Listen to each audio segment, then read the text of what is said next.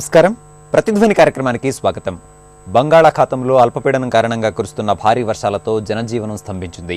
అటు తమిళనాడుతో పాటు ఆంధ్రప్రదేశ్లోని చిత్తూరు, నెల్లూరు, కడప, ఉభయ గోదావరి జిల్లాలను భారీ వర్షాలు ముంచెత్తాయి. గరిష్టంగా 33 సెంటీమీటర్ల వర్షపాతం నమోదైంది. భారీ వర్షాలతో వాగులు, వంకలు, జలాశయాలు పొంగిపొర్లుతున్నాయి. పలు చెరువులకు గండ్లు పడ్డాయి. రహదారులు కొట్టుకుపోయాయి. అనేక రైళ్లు నిలిపివేశారు. కొన్నింటిని దారి మళ్లించారు. ప్రాణ నష్టం స్వల్పంగా ఉన్నప్పటికీ పంట నష్టం కలవరపెడుతోంది. ఈ నేపథ్యంలో రాష్ట్రంలో నెలకొన్న వర్ష బీభత్సం, ప్రభుత్వ సహాయ చర్యలపై ప్రతిధ్వని చర్చను చేపట్టింది. చర్చలో పాల్గొంటున్న ప్రముఖులు జూపూడి ప్రభాకర్ రావు గారు, తెలుగుదేశం పార్టీ అధికార ప్రతినిధి, శాసనమండలి మాజీ సభ్యులు; డాక్టర్ ఎన్ తులసిరెడ్డి గారు, కాంగ్రెస్ పార్టీ అధికార ప్రతినిధి, పార్లమెంటు మాజీ సభ్యులు; అరిబండి ప్రసాదరావు గారు, ప్రముఖ వ్యవసాయ శాస్త్రవేత్త; బొప్పరాజు వెంకటేశ్వర్లు గారు, ఆంధ్రప్రదేశ్ రెవెన్యూ ఉద్యోగుల సంఘం అధ్యక్షులు.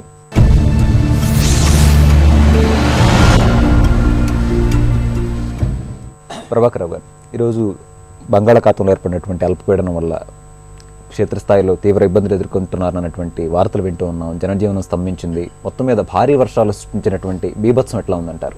దాదాపు కడప, చిత్తూరు, నెల్లూరు, ప్రకాశం ఈ 4 జిల్లాల్లో ఉన్నటువంటి జనజీవనాన్ని స్తంభింపచేసాయి. ఈ 4 జిల్లాల్లో కొన్ని వేల చెరువులు ఫుల్గా నిండిపోయాయి.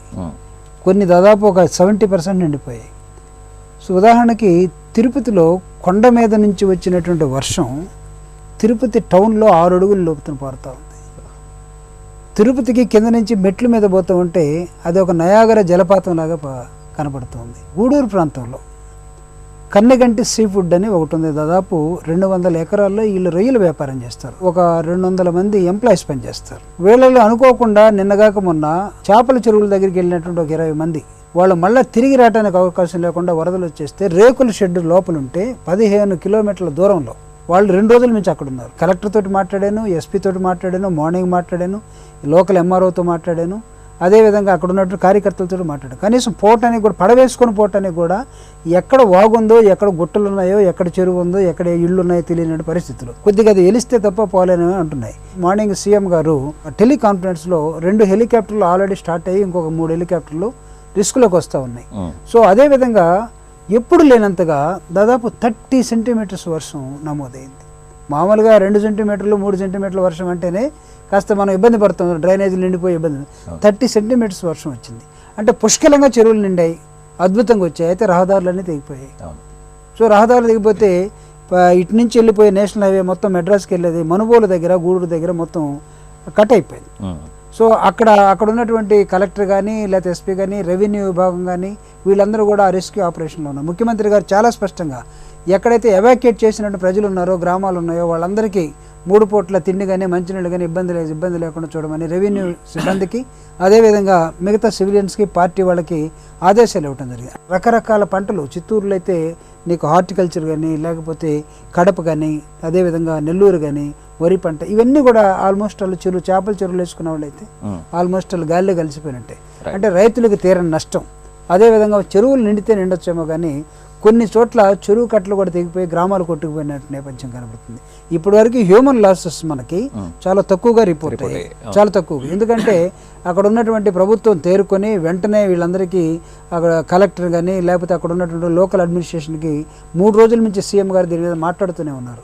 సీఎం గారు ఇందాక టెలికాన్ఫరెన్స్లో ఇంకొక 2 రోజులు కూడా వర్షాలు పడే అవకాశాలు ఎక్కువ ఉన్నాయి, చాలా జాగ్రత్తగా ఉండాలని చెప్తా ఉన్నారు. అంటే ప్రభుత్వం చాలా ముందుగానే వాతావరణాన్ని మనకి ఎవరిచ్చారంటే బీబీసీ ఇవ్వటం జరిగింది. తులసిరెడ్డి గారు, వర్షాల వల్ల రాయలసీమలో కడప, చిత్తూరు జిల్లాల్లో ప్రజలు తీవ్రమైనటువంటి ఇబ్బందులు పడుతున్నారు. చెరువులకు గంటలు పడ్డాయి, రహదారులు అతలాకుతలమయ్యాయి. ఈ జిల్లాల్లో వర్ష బీభత్సం ఎట్లా ఉందంటారు? యూజువల్గా రాయలసీమ జిల్లాలు నెల్లూరు, ప్రకాశంలో ఎక్కువ కరువు సంబంధంగా ఉంటుంది. కొంత గుంటూరు, కృష్ణా అని ఉంటే ఇంకా గోదావరి జిల్లాలు పైన కొంత వరదలు, సైక్లోను. ఇది జనరల్గా ఎవ్రీ 2 years కానీ, ఆల్మోస్ట్ ఎవ్రీ ఇయర్ కానీ జరుగుతూ ఉంటుంది. ఖరీఫ్ అంతా కరువుతో నాశనం అయిపోయింది.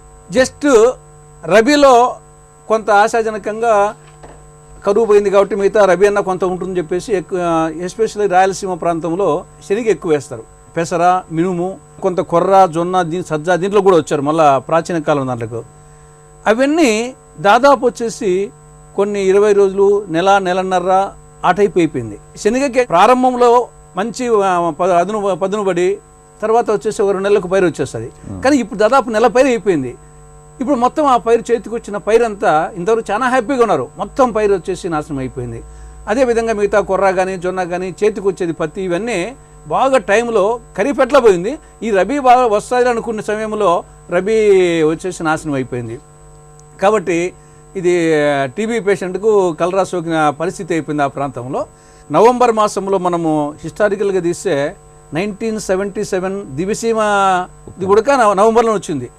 అక్టోబర్ 25 నుండి నవంబర్ 1 వరకు మనకు నవంబరు మనం మేజర్గా సైక్లోన్స్ వరదలు తీసుకుంటే ఒక 30 సంవత్సరాల హిస్టరీ తీసుకుంటే కనీసం 15 సార్లు నవంబర్ మాసంలోనే ఎక్కువ వచ్చే అవకాశాలు ఉంటాయి.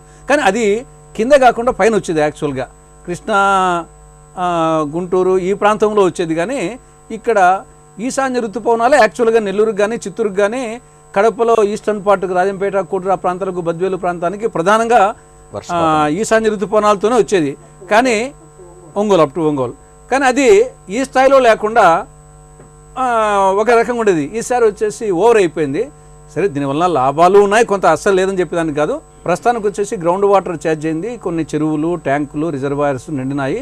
అవి గండ్లు పడకుండా అవి తెగిపోకుండా దాన్ని కాపాడుకుంటే కనీసం ఇప్పుడు తాత్కాలికంగా నష్టం జరిగినా కానీ దాన్ని కాంపెన్సేట్ చేసుకునే దానికి ఉపయోగపడుతుంది. ఆడ మెయిన్గా ప్రభుత్వం యొక్క ఎఫిషియన్సీ అనేది ఆధారపడింది. ప్రసాదరావు గారు, దాదాపు 10 సంవత్సరాల తర్వాత ఈశాన్య ఋతుపవనాలు దక్షిణాది మీద చాలా తీవ్రమైనటువంటి ప్రభావాన్ని చూపించాయి.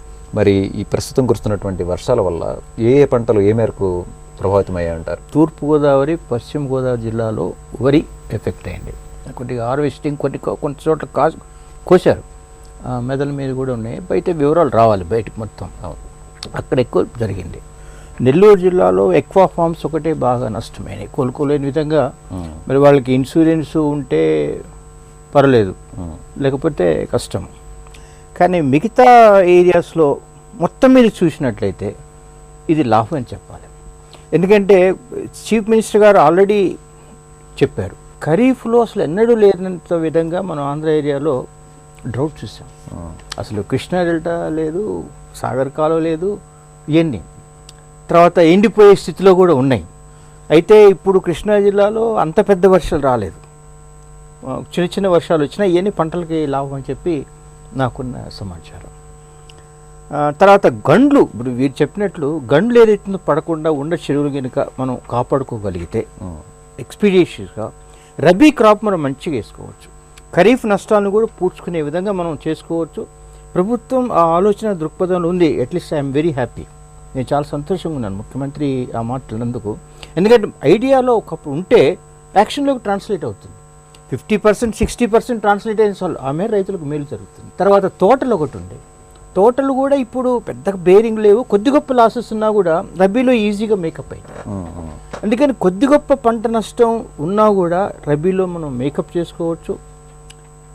ఈ పశ్చిమ గోదావరి జిల్లా, తూర్పు గోదావరి జిల్లా అది కొద్దిగా నష్టం మనం ఆలోచించాలి. వెంకటేశ్వర గారు, ఇప్పటికే ముఖ్యమంత్రి చాలా స్పష్టమైనటువంటి ఆదేశాలు జారీ చేశారు. భారీ వర్షాల వల్ల ప్రజానీకం ఇబ్బందులు ఎదుర్కోకుండా సహాయక చర్యలు చేపట్టాలన్నటువంటి ముఖ్యమంత్రి వ్యాఖ్యల నేపథ్యంలో అధికార యంత్రాంగం ఎట్లాంటి చర్యలు చేపడుతోంది? దాదాపుగా మొదట ఈ సైక్లోన్ డిప్రెషన్ వచ్చిన దగ్గర నుంచే రోవన్ ఏదో పేరు పెట్టారు దానికి, రోవన్ తుఫాన్ అనుకుంటా మొదటిదాంది. దాని దగ్గర నుంచే మొదలైపోయింది మా కార్యక్రమం. దాదాపుగా ఆదివారం నుంచి పూర్తి స్థాయిలో ఈ హెవీ రెయిన్స్ వల్ల కంప్లీట్గా ఉద్యోగులు అంటే గ్రామ రెవెన్యూ సహాయకుడి దగ్గర నుంచి డిప్యూటీ కలెక్టర్ వరకు అందరూ పూర్తిగా నిమగ్నమై ఉన్నారు. అధికారులు ఆ గ్రామాలకు వెళ్ళి చేరి ఫుడ్ ప్యాకెట్ సప్లై చేసే స్థితిలో కూడా లేని గ్రామాలు ఉన్నాయి, అంత దిగ్బంధం అయిపోయినాయి. సో అటువంటి నేపథ్యంలో కూడా ఏదో ఒక విధంగా ఆసరా తీసుకొని ఆ గ్రామాల్లోకి వెళ్ళి ఫుడ్ ప్యాకెట్ చేసేదానికి ప్రయత్నం చేస్తున్నారు. అట్లాగే ఎన్డీఆర్ఎఫ్ టీమ్స్ ఆల్రెడీ 6 టీములు వచ్చేసినాయి. ఆ టీములతో కూడా పూర్తిగా స్టార్ట్ చేశారు వాళ్ళ వరకు కూడా. అదేవిధంగా 2 హెలికాప్టర్స్ కూడా పంపించారట, దానికి కూడా ఫుడ్ ప్యాకెట్స్ అవి సప్లై చేసేదానికి. అన్ని రెస్క్యూ ఆపరేషన్స్ కొన్ని వందల సెంటర్లు పెట్టి, నాకు తెలిసి 90 నెల్లూరులోనే పెట్టారు సెంటర్స్, రిహాబిలిటేషన్ సెంటర్స్ పెట్టేసి అంతా ఫుడ్ అన్ని లోతట్టు ప్రాంతాల్లో అందరినీ కూడా అక్కడికి చేర్పించి ఆ కార్యక్రమం కూడా మొదలుపెట్టారు. అయితే ఇక్కడ సహజంగా జరుగుతుంది అంటే అధికారులు ఇక్కడ ముఖ్యమంత్రి గారు ఇక్కడి నుంచి పంపించడం జరిగింది. నేను ఆ కాపీ కూడా జీవో చూశాను. కానీ కింద ఉన్నటువంటి జిల్లా స్థాయి అధికారులు కూడా వెంటనే ఆ TR-27 కింద కొంత డబ్బుల్ని ఆ కింది స్థాయి అధికారులకు చేర్చే కార్యక్రమం చేయాలి. ఇక్కడే జరుగుతుంది. 2010, 2012లో నీలం జల తుఫాన్లప్పుడు కూడా ఆనాడు ఖర్చు పెట్టిన డబ్బు కూడా ఇప్పుడు ఇవ్వలేదు. అంటే ఇది ప్రమాదం. ఎందుకంటే చెప్తుంది, ఆ తుఫాను వల్ల వాళ్ళు ప్రమాదంలో పడితే అది సేవ్ చేస్తే మేము ప్రమాదంలో పడే పరిస్థితికి వస్తుంది మళ్ళీ. అలాంటివి జరగకూడదు. ఎందుకంటే అది విపత్తు నిధి, అది నిధి ఉంది. దాన్ని కలెక్టర్ సార్ ఆథరైజ్ చేయడానికి జీవో ఇచ్చేశారు నిన్నే. ఇచ్చిన జీవోని ఈరోజు జిల్లాలలో నేను అడిగితే మాకింతవరకు ఏదీ లేదు, కొన్ని వందల వేల ప్యాకెట్లు తయారు చేసి మాత్రం పంపిస్తున్నామని చెప్తున్నారు. కాబట్టి అక్కడ చేయాలి. అలాగే అంటే ఇది తుఫాన్తో లెక్కనే పోల్చుకోవాలి కోస్టల్ జిల్లాన్ని కూడా. మనకి ఏదైతే సెంటర్స్ ఉన్నాయి, సైక్లోన్ షెల్టర్స్ అని, ఒక్క షెల్టర్ సరిగ్గా లేదు సార్. పూర్తిగా శిథిలావస్థలో ఉన్నాయి.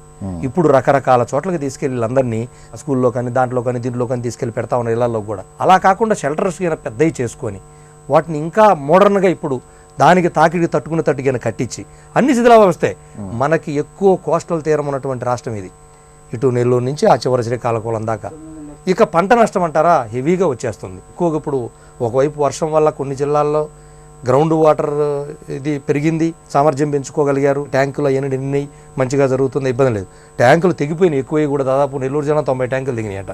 సో అలాంటి పరిస్థితుల్లో అవి కాపాడుకోవడంతో పాటుగా మనకి ఈరోజు ఉన్నటువంటి ఈ పరిస్థితుల్లో ఇమ్మీడియట్గా అంటే మనం ట్యాంక్స్ అయినా కాపాడుకుంటూనే రిహాబిలిటీ రేపు ఈ పంటలకు సంబంధించినటువంటి దానికి కూడా ముఖ్యమంత్రి గారు ఇందాక వీడియో కాన్ఫరెన్స్లో చెప్పారట చాలా స్పష్టంగా టెలికాన్ఫరెన్స్లో. మనకి కేంద్ర ప్రభుత్వం 1/4/2015 నుంచి రేట్స్ మారినాయి. వీళ్ళకి ఇచ్చేటువంటి రేట్లు కూడా కొత్త రేట్లు ఇవ్వమని చెప్పి అన్నారు. అది ఇంకా అప్రూవ్ కాలేదు ఇక్కడ. అయితే ఈ లోపు అయినా కానీ హుదూద్ సైక్లోన్లో వచ్చిన సందర్భంగా విశాఖపట్నం, శ్రీకాకుళం, అదేవిధంగా విజయనగరంలో ఏ విధంగా అయితే రేట్లు ఇచ్చారో ఆ రేట్లు ఇవ్వమని చెప్పి ఆదేశాలు చెప్పినట్టుగా కూడా ఇందాక మాకు అధికారులకు చెప్పారట. అయితే ఈ లోపు ఆ కేంద్ర ప్రభుత్వం రేట్లు ఏదైతే ఉందో ఇప్పుడు 6 మంది చనిపోయారు, ఒక్కొక్కరికి 5 లక్షలు ఇవ్వమన్నారు. అది హుదూద్లో ఎక్కువ రేట్లు ఇచ్చారు. అక్కడ బియ్యం కానీ 50 కేజీలు బియ్యం అన్నారు, 25 కేజీలు బియ్యం, జాలర్లకైతే 50 కేజీలు, అలాగే 5 లీటర్ల కిరోసిన్, ఇట్లా ఎక్కువ వస్తాయి బియ్యం, పప్పు, అన్ని ధాన్యాలు కూడా ఇచ్చారు అప్పుడు. సో అది ఇవ్వమని చెప్పినట్టే మాకు తెలిసింది. పోలీస్ కమ్యూనికేషన్ వ్యవస్థ ఎట్లయితే ఉందో రెవెన్యూ కమ్యూనికేషన్ వ్యవస్థను కూడా అతిపెద్ద కోస్టల్ తీరం ప్రాంతం కాబట్టి దాన్ని పెంచాలని చెప్పి ముఖ్యమంత్రి గారికి కూడా స్వయంగా చెప్పాము. ప్రభాకరరావు గారు, భారీ వర్షాల వల్ల సంభవించినటువంటి నష్టాన్ని గురించి ముఖ్యమంత్రి సమీక్షించారు, ఆదేశాలు కూడా జారీ చేశారు. మృతులకి 5 లక్షల రూపాయల ఆర్థిక సహాయం అందించాలన్నారు. మరి ఇటు పంట కానివ్వండి, ఇళ్ళు కానివ్వండి, కోల్పోయినటువంటి ప్రజల్ని ప్రభుత్వం ఎట్లా ఆదుకోబోతోంది? అంటే ఇక్కడ ప్రభుత్వం ఒక మానవతా దృక్పథంతో ఈరోజు అంటే ఎక్కడైనా సరే గాయపడినా కానీ లేకపోతే వాళ్ళ లైఫ్ ఇదైనా కానీ ఎఫెక్ట్ అయినా కానీ ఈ ఎక్స్గ్రేషియో మ్యాక్సిమం యాజ్ పాసిబుల్ గతంలో ఇవ్వనటువంతగా ఇస్తున్నారు. అయితే అది చనిపోయిన తర్వాత వస్తుంది కాబట్టి నేను దాని మీద పెద్దగా దృష్టి పెట్టదలుచుకోలేదు. అయితే ఆ కుటుంబాన్ని ప్రభుత్వం ఏ విధంగా రెస్పాన్సిబిలిటీ తీసుకుంటుంది, అది చంద్రబాబు నాయుడు గారు చాలా స్పష్టంగా ఎక్కడైతే జలంలో ఉండిపోయారో ఈరోజు వెంకటేశ్వర గారు చెప్పినట్టుగా కమ్యూనికేషన్తో పాటు పొద్దుటి నుంచి వర్షంలో వరదల్లో ఎక్కడో చోట షెల్టర్లో ఉండటం వేరు, చీకటి పడ్డ తర్వాత కరెంటు లేక రాత్రి అంతా ఉండటం వేరు. ఒక నరకం కనపడుతుంది వాళ్ళకి. వాళ్ళందరి దగ్గరికి కూడా ముఖ్యమంత్రి గారు ఏం చెప్పారంటే వాళ్ళకి లైటింగ్ ఏర్పాటు చేయండి, మీరు జనరేటర్లు పెడతారా లేకపోతే ఇంకో విధంగా రెస్టోర్ చేస్తారా కరెంటు మొత్తాన్ని, ఇమీడియట్గా ఎవరు కూడా ఎక్కడ చీకట్లో ఉండటానికి వీల్లేదు. తర్వాత ఆదుకోవాల్సిన వాళ్ళు ఎక్కడైనా నడి సముద్రంలో ఉన్నట్టుగా వరదల్లో ఇళ్లలో గ్రామాలు మునిగిపోయినట్లయితే వాళ్ళని రెస్క్యూ ఆపరేషన్ 24 hours అంటే చీకటి పడే లోపల చేయాలని కూడా చెప్పడం జరిగింది. ఈరోజు రెవెన్యూ డిపార్ట్మెంట్ కానీ పోలీస్ డిపార్ట్మెంట్ కానీ టోటల్గా యంత్రాంగం under the leadership of collector and SP మొత్తం కదిలేరు. వారితో పాటు పార్టీ యంత్రాంగం కదిలింది. వీళ్ళందరూ కూడా చేస్తున్నారు. చనిపోయినటువంటి వాళ్ళకి ఎక్స్గ్రేషియో ఒక పక్క ఇస్తూనే బ్రతికున్నటువంటి వాళ్ళకి రిస్క్లో ఉన్నటువంటి వాళ్ళకి ఎక్కడ ఆహారం వాళ్ళకు కొరత లేకుండా నార్మల్గా ఇచ్చే నామ్స్ కన్నా అవసరమైతే మీరు ఎంతకైనా ఇవ్వండి ఫ్రీ హ్యాండ్ ఇవ్వడం జరిగింది ముఖ్యమంత్రి గారు. ఎందుకంటే టెలికాన్ఫరెన్స్ నేను ఉన్నాను కాబట్టి దాదాపు 575 మందిని ఒకేసారి టెలికాన్ఫరెన్స్ తీసుకొని ఆయన ప్రభుత్వాన్ని పార్టీని కలిపి మాట్లాడాడు morning. Okay. So clear cut indications ప్రభుత్వం తరఫున ఈ రెస్క్యూ ఉన్నటువంటి ఏరియాలో మొత్తం వస్తున్నాయి. ఇటు కడప, చిత్తూరు, నెల్లూరు అండ్ ప్రకాశం జిల్లాల్లో ప్రత్యేకంగా ఈస్ట్ వెస్ట్లో కూడా వర్షాలు ఉన్నాయి, లేవని కాదు. కానీ ఇక్కడ ఎఫెక్ట్ అయినట్టుగా ఇప్పుడు కొన్ని వేల ఎకరాల్లో మినుము పంట పోయింది, రొయ్యలు ఆక్వాకల్చర్ దెబ్బతినిపోయింది. సో ఇట్లా వేసుకుంటూ పోతే వేసినటువంటి ఆయా ప్రాంతాల్లో ఉన్నటువంటి వేసే పంటలన్నీ కూడా దాదాపు దెబ్బతిన్నాయి. సో వీటికి మళ్ళీ రేపటి నుంచి రైతులు వీటి మీద మాకు గిట్టుబాటు ధర కావాలనో లేకపోతే మా పంట నష్టానికి ప్రభుత్వం కట్టించాలని వస్తాయి. కెలామిటీస్ వచ్చినప్పుడు మనకి ఈ ప్రభుత్వాలు ఉంటాయి, ఉండవని కాదు, సెంట్రల్ గవర్నమెంట్ ఉంటుంది, స్టేట్ గవర్నమెంట్ ఉంటుంది. కానీ ఈ పంటల మొత్తాన్ని కూడా ఆ నష్టాన్ని పూడ్చే సిస్టమ్ మన దగ్గర లేదు ఇప్పుడు దాకా. ఇంత పంటకి ఇంత ధర కట్టించాలి, ఈ కెలామిటీస్లో మనం ఇంత ఇవ్వాలనేది ఎక్కడ కూడా లేదు. కాబట్టి ప్రభుత్వం ఎవరిని ఇబ్బంది పెట్టకుండా ఎక్కడైతే నష్టపోయారో ప్రతి ఒక్క వ్యక్తిని ప్రభుత్వం ఆదుకుంటుంది. అదేవిధంగా రైతులు కానీ, ఇదే కాదు తీర ప్రాంతంలో ఉన్నటువంటి మత్స్యకారులు, అదేవిధంగా కోస్ట్ గార్డ్స్ అందరూ కూడా ఈరోజు లైన్లోకి వచ్చారు, గజ ఈతగాళ్ళు వచ్చారు. అదేవిధంగా డిఫెన్స్ సెక్టర్ మొత్తం కూడా ఈరోజు మిలిటరీ నుంచి చాలామంది దిగిపోయారు. ప్రభుత్వం అవసరమైతే ఇప్పటికి వాడుతున్న 2 హెలికాప్టర్లు లేకపోతే ఇంకా వస్తున్నట్టు 3 హెలికాప్టర్లు, ఎక్కడైనా సరే ఆర్తనాదాలు చేస్తున్నటువంటి ప్రాణాలు కాపాడుకోవడం కోసం ఉన్నటువంటి ఆ సమూహాన్ని గుర్తించినట్లయితే ఇమ్మీడియట్గా రెస్క్యూ చేయడం కోసం ప్రభుత్వం సిద్ధంగా ఉంది. తులసిరెడ్డి గారు, వర్షాల వల్ల తీవ్రంగా ప్రభావితమైనటువంటి చిత్తూరు, నెల్లూరు జిల్లాల్లో ఇప్పటికే దాదాపు 94 సహాయ కేంద్రాలు ఏర్పాటు చేశారు. ఎన్డీఆర్ఎఫ్ బృందాలని ప్రభుత్వం పంపింది. మరి సహాయక చర్యలపై ప్రభుత్వం ఇంకా ఎట్లాంటి దృష్టి సారించాల్సిన అవసరం ఉంది? ఒకటి ఇమ్మీడియట్ రెస్క్యూ, రెండవది రిలీఫ్, మూడవది రిహాబిలిటేషన్, నాలుగవది రెనోవేషన్ ఆర్ రెస్టరేషన్. ఈ 4 Rలు స్టెప్ బై స్టెప్ కొన్ని సైమల్టేనియస్ తీసుకోవాల్సి వస్తుంది. కొన్ని ఇప్పుడు రెస్క్యూ అనేది ఇమీడియట్, దాంట్లో ఇప్పుడు లోతట్టు ప్రాంతాలు ఉంటాయి. ఇమీడియట్గా ఏదైనా ఒక చెరువుకో రిజర్వాయర్కో గండి పడింది అనుకోండి, ఇమీడియట్గా లోతట్టు ప్రాంతాలను అప్రమత్తం చేయడము, వాళ్ళని ఎవాక్యుయేట్ చేయడం అనేది అది ఇమీడియట్గా చేయాల్సిన అవసరం. రెండవది బస్సుల్లో, ట్రైన్స్ వచ్చేసి వస్తాయంటే మధ్యలో వచ్చేసి ఇమీడియట్గా వాళ్ళ పరిస్థితి అగమ్యగోచరము. ఇప్పుడు చెన్నై నుండి హైదరాబాద్కి వచ్చే ట్రైన్స్ అన్నీ ఆగిపోయినాయి. వాళ్ళ పరిస్థితి ఏమి? ఇమీడియట్గా వచ్చేసి వాళ్ళకు రెస్క్యూ చేయాలి.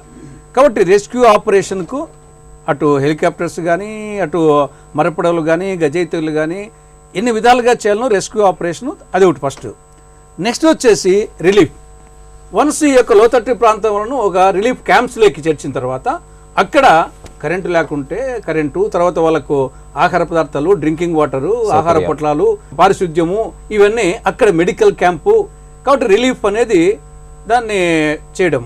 మూడవది వచ్చేసి రిహాబిలిటేషన్.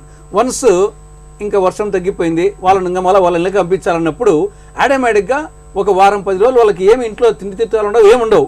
కాబట్టి అప్పుడు వాళ్ళకు యుటెన్సిల్స్ కానీ, క్లోత్స్ కానీ, తర్వాత రైస్ కానీ, కిరోసిన్ కానీ, దాల్ కానీ, పామాయిల్ కానీ, షుగర్ కానీ, ఇటువంటి వాళ్ళకు వచ్చేసి కనీసం ఒక వారం రోజులకు సరిపడే విధంగా అక్కడ వచ్చేసి రిహాబిలిటేషన్కు చేయడం. ఇక రెనోవేషన్ ఆర్ రెస్టరేషన్, వారు చెప్పినట్లు ఇమ్మీడియట్గా ఇప్పుడు జాతీయ రహదారులు, మామూలు రహదారులు, తర్వాత ఈ గన్లు పడకుండా చేయడం అనేది ఇమ్మీడియట్గా తీసుకోవాలా. కానీ పడింటే అనుకోండి కొన్ని, దాన్ని ఇమ్మీడియట్గా మళ్ళీ రెస్టోర్ చేయాలి. ఎందుకంటే మళ్ళీ వర్షాలు వచ్చినప్పటికీ స్టాక్ ఇంటికి లేకుంటే మొత్తం నష్టం జరుగుతుంది. కాబట్టి ఇవన్నీ చేయాలంటే డబ్బు కావాలా. ఈ డబ్బు అనే దానికి 3 మార్గాలు. ఒకటి ఎస్డిఆర్ఎఫ్, రెండవది ఎన్డీఆర్ఎఫ్, మూడవది డిపార్ట్మెంటల్గా. చాలామంది డిపార్ట్మెంటల్ ఎక్కువ అవకాశం ఉంటుంది. SDRF state disaster response fund అని ఉంటుంది. దానికి ఒక 5 ఏళ్లకు సంబంధించి ప్రతి రాష్ట్రానికి ఎంత అనేది ముందుగానే కేటాయిస్తారు. దాంట్లో ఎక్కువ వచ్చేదే ఉండదు. ఆల్రెడీ మన రాష్ట్రానికి ఎంత అనేది కేటాయించారు 2010 వరకు. దాన్ని 2 ఇన్స్టాల్మెంట్స్ కింద ఇస్తారు. 75% సెంట్రల్ గవర్నమెంట్, 25% మంది 2 ఇన్స్టాల్మెంట్ ఇస్తారు. కానీ దాంట్లో తేడా ఉండదు. అది కావాలంటే సెకండ్ ఇన్స్టాల్మెంట్ తెచ్చుకోవచ్చు మనం. ఇది కరువుకు, వరదకు, సైక్లోన్కి అన్నిటి ఉపయోగించుకోవాల్సింది. ఎన్డీఆర్ఎఫ్ దాని కింద 100% సెంట్రల్ గవర్నమెంట్ది. ఇది కొంత మన యొక్క ఎఫర్ట్ బట్టి, మన శక్తి సామర్థ్యాలు బట్టి, మన report as early as possible దాన్ని పరిశీలన చేసుకోవాలా. చాలా central government departments, state government డిపార్ట్మెంట్స్లో డిపార్ట్మెంట్ ఫండ్స్ ఉంటాయి ఎక్కువగా. ఆ డిపార్ట్మెంట్ ఇప్పుడు నేషనల్ హైవేస్ తెగిపోయింది. నేషనల్ హైవేస్ డిపార్ట్మెంట్ ఉంటే మనము ఎన్డీఆర్ఎఫ్ సంబంధం లేకుండా, ఎస్టీఆర్ఎఫ్ సంబంధం లేకుండా దాని కింద రెస్టరేషన్కు, రెనోవేషన్కు దాని కింద అనేక డిపార్ట్మెంట్స్, ఎలక్ట్రిసిటీ డిపార్ట్మెంటు, ఇట్లా సెంట్రల్ గవర్నమెంట్ ఉంటే ఎక్కువగా డిపార్ట్మెంటల్గా ట్యాప్ చేసే అవకాశం ఎక్కువ ఉంటుంది. కాబట్టి ఏమున్నా మనం ఫైనల్గా అది ఉంటే, కాబట్టి ఒకవైపు ఫండ్స్ మొబిలైజేషన్కు ప్రయత్నం చేస్తూ ఇమీడియట్గా యంత్రాంగాన్ని వచ్చేసి ఇమీడియట్గా ముందు రిపోర్ట్ తయారు చేయడం ఒకటి, అట్ ది సేమ్ టైం ఇంతకుముందు చెప్పినటువంటి rescue, relief, rehabilitation and restoration, ఇవి అది ఒక యుద్ధ ప్రాతిపదిక మీద చేస్తూనే స్వచ్ఛంద సంస్థలు కూడా ఇన్వాల్వ్ కూడా వాళ్ళు కూడా కావాలి. ఎందుకంటే ఇటువంటి పరిస్థితుల్లో గవర్నమెంట్లు ఎంత చేసినా ఇంకా తక్కువే ఉంటుంది. అది ఆ గవర్నమెంట్, ఈ గవర్నమెంట్ కాదు. కాబట్టి స్వచ్ఛంద సంస్థలు ఎవరికి వాళ్ళు కొంత వాలంటరీ నేచర్ కూడా ఇక్కడ సేవా దృక్పథం అనేది కూడా ప్రతి ఒక్కరికి రావాలి. ప్రసాదరావు గారు, ఇప్పటికే వాతావరణ శాఖ మరో 2 రోజులు భారీ వర్షాలు కురుస్తాయన్నటువంటి హెచ్చరికలు పంపిన నేపథ్యంలో రైతులు ఎలా అప్రమత్తం కావాలంటారు? ముఖ్యంగా నీట మునిగినటువంటి పంటల్ని కాపాడుకోవడానికి ఎలాంటి ప్రయత్నం జరగాలంటారు? కొద్దిగా ఈ వరదలు తగ్గిన దాకా రైతులు కూడా ఏం చేయలేరండి. మనం ఏం చెప్పినా కూడా. నా భయం ఏంటంటే వరదలు ఈసారి చాలా తీవ్రంగా ఉన్నాయి, కోత కూడా ఎక్కువ ఉంటుంది, భూమి కోత. మనకి డివిసి అనుభవం కనుక తీసుకునేటట్లయితే ఇసుక మేటలు వేసినాయి, ఇతరట్ల మేట వేసి పంట అట్ట నష్టపోవడానికి అవకాశం ఉంది. ఇప్పుడు వరి ఉందనుకోండి, వరి వరదకు పడిపోయినా 2 డేస్లో కనుక 3 డేస్లో కనుక రికవర్ అయితే మళ్ళీ రికవర్ అవుతుంది వరి, ఎక్సెప్ట్ హార్వెస్టింగ్ స్టేజ్లో ఉంటే తప్ప. అందుకని ఆ పంటల స్థితి అది చాలా కేర్ఫుల్గా మానిటర్ చేయాలి. ఇదివరకే చెప్పినట్టు నేను పశ్చిమ గోదావరి, తూర్పు గోదావరి తప్ప మిగతా చోట్ల కొంత రికవర్ కావడానికి అవకాశం ఉంది. సో రిమోట్ సెన్సింగ్ టెక్నిక్స్ ఉపయోగించేసి వాటి సమాచారం ద్వారా మొట్టమొదటి ఎక్కడెక్కడ మ్యాట్ అయింది, ఎక్కడెక్కడ పంట రికవర్ కావడానికి స్కోప్ ఉంది, అవి గుర్తుపెట్టేసి వెంటనే యుద్ధ ప్రాతిపదికన చర్యలు తీసుకోవాలి. రైతులు స్వయంగా తీసుకునే స్థితిలో లేరు. ప్రభుత్వము తగు సలహాలు ఇవ్వాలి. దానికి మనకి వ్యవస్థ ఉన్నది, సమాచార వ్యవస్థ ఉన్నది. ఎందుకంటే దేశం మొత్తం మీద చూస్తే మన ఆంధ్రప్రదేశ్లో ఈ వ్యవస్థీకరించబడింది. ఈ వరదలు ఎట్లా ట్యాకిల్ చేయాలి దాని మీద ప్రభుత్వ యంత్రాంగము ఎప్పుడు అనుభవం ఉంది. అందరూ కూడా మన ఆంధ్రప్రదేశ్ని కోట్ చేస్తారు, ఏ రాష్ట్రంలో చూసుకున్నా కూడా. అందుకని అది మనం మర్చిపోకూడదు. తర్వాత చంద్రబాబు నాయుడు గారు కూడా ఏమీ తెలియదన్నగా ఇదివరకు ఎన్నో మాట ట్యాకిల్ చేసినారు. నాకైతే ఖచ్చితంగా విశ్వాసం ఉంది, మోడర్న్ టెక్నిక్స్ ఉపయోగించేసి ఎక్కడెక్కడ మేటలు వేసినాయి, ఎక్కడెక్కడ పొలాలు ముప్పినాయి, ఎక్కడెక్కడ రికవర్ చేయొచ్చు, సాధ్యమైన త్వరలో సమాచారం తీసుకొని మనకి రైతులకు ఇది చేయాలని చెప్పి వాళ్ళు చేయడానికి భౌతికంగా హెల్ప్ చేస్తే ఇప్పుడు మన ప్రస్తుత పరిస్థితి గట్టానికి ఉంది. ఇంకోటి రబీ కూడా వస్తుంది వెంటనే. రబీ సీజన్లో కూడా ఈ పోయిన నష్టాన్ని పూడ్చుకునే విధంగా మనం పంటలు వేసుకోవాలి. వెంకటేశ్వర గారు, ఇటు ప్రభుత్వ సాయం తక్షణంగా అందించడంలో కానివ్వండి, ముఖ్యంగా ఉన్నటువంటి నష్ట అంచనా విషయంలో కానివ్వండి, అధికారులు ఎలా వ్యవహరించబోతున్నారు? ఓన్లీ 6 విమల్ లాస్ అయింది, పరిమితంగానే ఉంది. అది చాలా సంతోషం, ఎందుకంటే ముందుగానే అప్రమత్తమయ్యారు కాబట్టి తుఫాన్తో. ఇప్పుడు మనం చేసేటువంటి మరి ఆయన చెప్పినట్లుగా రెస్క్యూ ఆపరేషన్స్ అన్నీ సిద్ధంగా అయినాయి కాబట్టి, ఇప్పుడు ఎన్డీఆర్ఎఫ్ ఇవన్నీ కూడా దించారు కాబట్టి రిలీఫ్ క్యాంప్స్లో ఇంకా 5-6 రోజులు 4-5 రోజులు ఉండాల్సి వస్తుంది. ఈ రిలీఫ్ క్యాంపులలో ప్రభుత్వం చెప్పిన దాన్ని కింది స్థాయిల అధికారులు కరెక్ట్గా చేస్తే కానీ అది రీచ్ అవ్వదు. అధికారులను ఇబ్బంది పెట్టకుండా వాళ్ళకి సరైనగా నిధులు అందేటట్టుగా మీరు ఏర్పాటు చేసే బాధ్యత అధికారుల మీద ఉంది. రిహాబిలిటేషన్కి వస్తారా, ఇక అది ఇప్పుడు కేంద్ర ప్రభుత్వం ఇచ్చినటువంటి ఎక్కువగా ఉన్నాయని చెప్పనేది మనకు తెలిసింది. అది క్లారిటీగా మరి ఇందాక ముఖ్యమంత్రి గారు కూడా టెలికాన్ఫరెన్స్ చెప్పారన్నారు.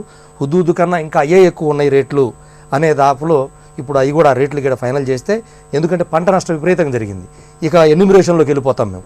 ఈ ఎన్యూమరేషన్లో కూడా మాకు ఎక్కడ ఇబ్బంది కలగజేయకుండా, ఎక్కడా కూడా మరి ఉన్నటువంటి అధికార పార్టీ కానీ ఇంకొకళ్ళు కానీ ఇబ్బంది పెట్టకుండా వాళ్ళని ఫ్రీ ఫెయిర్గా కానీ వదిలేసేస్తే చక్కగా ఎన్యూమరేషన్ చేసుకొస్తారు. ఈ క్రాప్ బుకింగ్ అనేటువంటి సిస్టమ్ తీసుకొచ్చారు ఇప్పుడు ముఖ్యమంత్రి గారు. వచ్చిన తర్వాత పక్కాగా వాడు ఏ పంట వేసాడో క్లిక్ చేసేసి వాడి పంట అన్నీ కూడా అగ్రికల్చర్ వాళ్ళు, రెవెన్యూ వాళ్ళం ఇద్దరం కలిసి తీసాం. ఆ బాధ కూడా లేదు. హ్యాపీగా వాడు ఏ పంట వేసాడో తేలిపోతుంది. ఆ పంట ప్రకారం వాడు భూమి మీద ఉన్నది కూడా మొత్తం అయిపోయింది. దాదాపు 70% 80% వర్క్ అయిపోయింది అది. సో ఈ క్రాప్ బుకింగ్ కూడా వచ్చింది కాబట్టి ఆ ఇబ్బంది కూడా లేదు. సో మనం ఫ్రీ అండ్ ఫెయిర్గా చేసుకొని ఇచ్చేస్తూ, దానితో పాటుగా రాబోయే రోజుల్లో కూడా ఇలాంటి తుఫాన్లు మాకు రెగ్యులర్గా ఏప్రిల్ మేలో వచ్చేస్తుంటాయి, అలాగే అక్టోబర్ నవంబర్లో వస్తూనే ఉంటాయి.